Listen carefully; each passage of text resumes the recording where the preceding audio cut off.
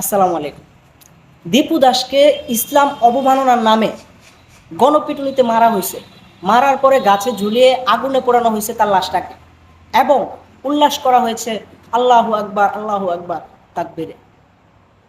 এখন যদি অন্য কোনো দেশ, অন্য কোনো গোষ্ঠী যদি বলে যে বাংলাদেশে মৌলবাদ চলে, বাংলাদেশে জঙ্গিবাদ চলে, তাহলে হয়তো আমাদের আবার জ্বলবে। কিন্তু আমরা উদাহরণ সৃষ্টি করছি কত সুন্দর করে। আমাদের বাংলাদেশে 90% মুসলিম, ম্যাক্সিমাম হচ্ছে শিক্ষিত। কেউ কি জানেন যে ইসলাম প্রতিষ্ঠা বা ইসলামিক শাসন ব্যবস্থা প্রতিষ্ঠার ক্ষেত্রে আমাদের নবী রাসূলগণ বলেন, তারপরে হচ্ছে খলিফা যারা ছিলেন, তারা কি এইভাবে ইসলাম প্রতিষ্ঠা করে গিয়েছিলেন? কিংবা কোনো অন্য ধর্মের বিধর্মীরা আমাদের ইসলামকে কটূক্তি করেছে, ইসলামকে গালাগালি করেছে, নবী মোহাম্মদকে গালাগালি করেছে, তাদেরকে এইভাবে শাস্তি প্রদান করা হয়েছে, এমন কোনো নজির কি আছে? হজরত মোহাম্মদ সাল্লাহ ইসলাম কখনো বিধর্মীদেরকে এইভাবে শাস্তি দেন না।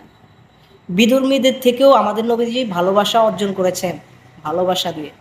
আমাদের ধর্ম আমাদেরকে শিক্ষা দেয় ভালোবাসা দিয়ে, আমাদের আচার আচরণ শিষ্টাচার দিয়ে। আমাদের ধর্ম পৃথিবীতে এই